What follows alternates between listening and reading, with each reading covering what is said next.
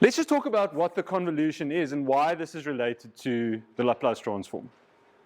If you squint your eyes just right. So here's the definition of the Laplace transform that I've expected you to commit to memory. Remember, it's an integral transform, so we're doing this kind of infinite improper integral. F of t, the thing that we're trying to transform, is over here, and by the time that we're done, there are no t's left. We only have s's. Okay? And so I want you to look at the shape of that transform and then just compare that to the shape of these convolution integrals, and you'll see that they have something of a family similarity. In other words, they are both improper integrals of the product of two functions. Now, you've come across the convolution integral before, hopefully, in your differential equations course, because at least somewhere, sometime, somebody will have told you that the output y of t that you obtain when I have an input u of t going into a system which has a special function which is variously called a kernel, but which we will in this subject mostly call the impulse response function, small g of t. In order to obtain y of t given small g of t and u of t, using only time domain operations, I do this thing called the convolution integral. What is very important to me is that you understand that the product rule for the Laplace transform is a consequence of the fact that there's a rule for finding the Laplace of a convolution of two functions. And so the Laplace transform of a convolution of two functions results in the Laplace transform of the separately Laplace transformed functions multiplied by one another. And so in differential equations, you may have used an equation like this to obtain a new output to a differential equation problem. If you knew the output in one way, you can use the convolution and convolve the kernel with that function. So in your differential equations course, you came across the convolution integral. Why? Because convolutions explain the behavior of systems, of linear systems of differential equations. So I can find this kernel, which may be the word they used in differential equations, also known as the impulse response. If I take the convolution of the impulse response with a signal of time, I end up with the output signal of time. So I also really, really like the Wikipedia page for the convolution because they have these really nice animations. Where's the animation? There you go. This is an animated view of those two signals being convolved together. So why you see this shape, you can see that there are two signals over here, the red one and the green one. The red one is f of tau. We've got g of tau and u of t minus tau. So if we pick that apart, we see tau is the thing that we're taking the integral with respect to. And so g of tau, you can just plot it on the tau axis, right? Then we have t minus tau for u, which means, if you remember, that we're going to plot that the other way around. It's going to mirror that function because it's minus tau. So let's take a recognizable function like a ramp, okay? And so this is the unit ramp. We've spoken about this guy before, okay, when we spoke about signals, okay? What does what does r of minus x look like?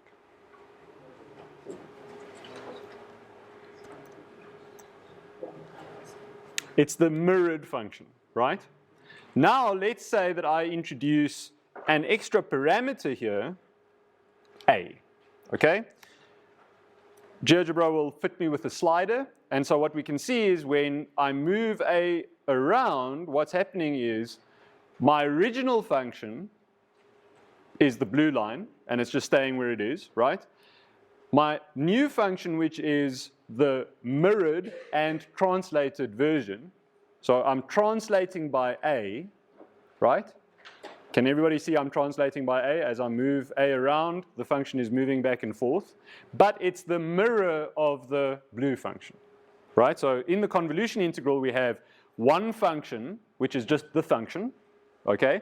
And then we have another function. In this case, it's actually a different function, obviously. It doesn't have to be just x, g, and g. It can be g and u. So we have that function, which is just stated as stated on the tau axis. Why am I talking about the tau axis? Because we're integrating with respect to tau. Okay, so there we have it, right? So what have I got? I've got the product of those two. And what I want you to see is that with that translation and mirroring, when I translate enough, I translate the ramp and the unit step into a place where their product is non-zero. Right, so let me just plot that again. So remember, the g of t is the ramp, and this other kind of translated version is, so let's just look at those parts separately first. So b is now this translation, so we're translating that way. And you can see that when both of those functions are zero, their product will be zero, right? When those functions, when I translate over here, okay, when b is larger than zero in this case, right? The product now is a non-zero amount, right? So that's the product function, okay? And what we are calculating at every time is the integral of that product. Okay, that's what the convolution is. Okay, now let me just show the animation again.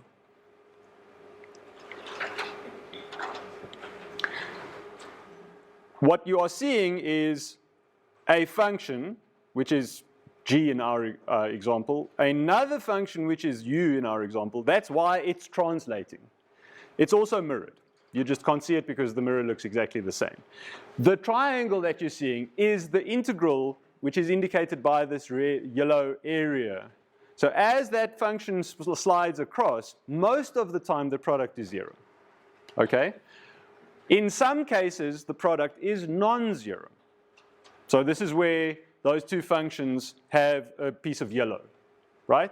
That area is the convolution integral at that moment in time. And one of the things that I'm going to ask you to do is to sketch. If you can picture the impulse response of the transfer function, and you can picture the input that I'm giving you, you should be able to picture what their convolution looks like with a little practice. And so this is another tool in your arsenal.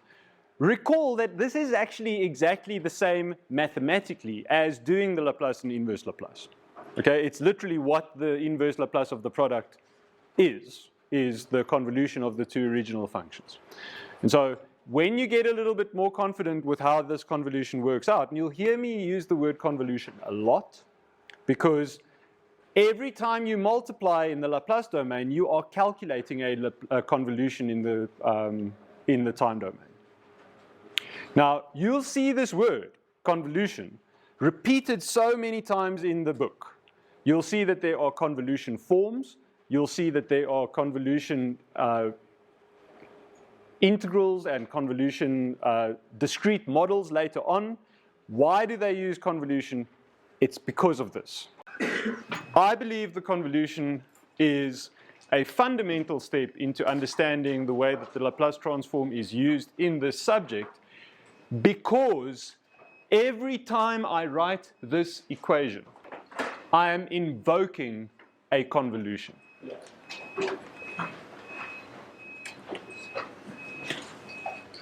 It's hidden in the easy way that the Laplace transform makes convolution become multiplication of Laplace functions. And so many students look at that equation, and I've seen this too many times to allow this to slip by. many students look at that equation and imagine that the time domain equivalent of that equation is multiplication of those signals. And so a key to understanding what is happening in this equation is to understand that the time domain equivalent of that Laplace domain mathematics is the convolution integral. So that's the first thing, right? So you have to understand that when I multiply things in the Laplace domain, I'm convolving them in the time domain. Multiplication in the Laplace domain corresponds to convolution in the time domain. It does not correspond to multiplication in the time domain. It is common that people misunderstand this because addition in the Laplace domain maps exactly to addition in the time domain. And so some people generalize incorrectly and say, well, addition, when I add two things together in the Laplace domain, that originated from adding them together in the time domain. And so when I multiply them together in the Laplace domain, maybe that would multiply together in the time domain as well. And I've just seen this happen, and so I feel compelled to just warn you that this is not the case. So this link is not just something that I thought of. It is a fundamental part of the mathematics that we are doing, okay? And I believe that knowing that this word is connected with signal processing in this way allows you to find all the associated functions that are hidden inside of SciPy that all have to do with convolution. I was trying to get some kind of intuition for how convolution integrals work in general. Now, I've spent a little bit of time and just built a better version of the GeoGebra, which hopefully is a little bit less confusing than the previous one because I can actually make things translate. I'm going to be using a first order impulse response function. Now, this is exactly the function that you would get if you looked up an impulse response for a first order system in the table. And I've used the variable a, which is in the table. And so when I'm talking about a first order impulse response function, I'm talking about this guy over here. And I'm saying that is the first order impulse response because it is the inverse Laplace transform of the corresponding Laplace function in the middle column of the table. Now, in other words, if I take this and I Laplace it, I'll get that. If I take that and I inverse Laplace it, I'll get that. Now, we say it's the impulse response because if I have a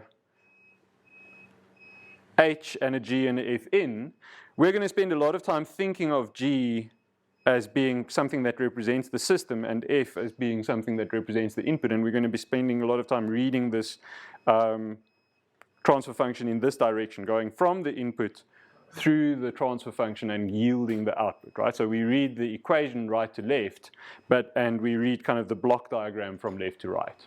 But when you set f in of s equal to 1, you end up just with this raw thing saying the output is equal to g. That's how the math works out, right?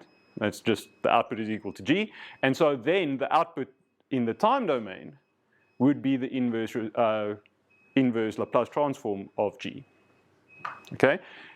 And it just so happens the thing which has a unity Laplace transform, the thing that has a Laplace transform of 1, is this unit impulse. And so we can interpret taking the raw inverse Laplace of a transfer function as calculating the output of that function if I were to introduce an impulse into that system. In a mathematical sense, what we are doing is we're calculating the convolution of those two signals, and we're calculating the convolution of the input signal with the impulse response of the system. I have a first order transfer function's impulse response over here, and I have a unit step that I'm convolving that with. Okay? If I then calculate the product of those two signals, I've added a slider here for moving tau. I've now chosen to move tau so that we can kind of distinguish between x and t. That's what that product now looks like. So as I move the impulse response and convolve, I get this moving product. So that's basically the product of the two. And the integral, it starts with a high value, and then the rate at which it grows becomes smaller. So because I can see this area gets bigger, but it gets bigger slower. Is that making sense? Right, so initially it's getting big super fast because it goes from 0 and it's growing at a high rate because that function, the product function, is large. Okay, so that integral, for every little additional piece of time that I get, the integral is growing at a high rate. Okay, and as I increase that overlap, I get a smaller and smaller and smaller bit being added to the integral. Now, why is this important? Because when I compare that now to what we sketched when we sketched the step response of a first order system, remember we got a shape like this, which has exactly that property. It grows quickly from time 0 and grows at a slower and slower rate.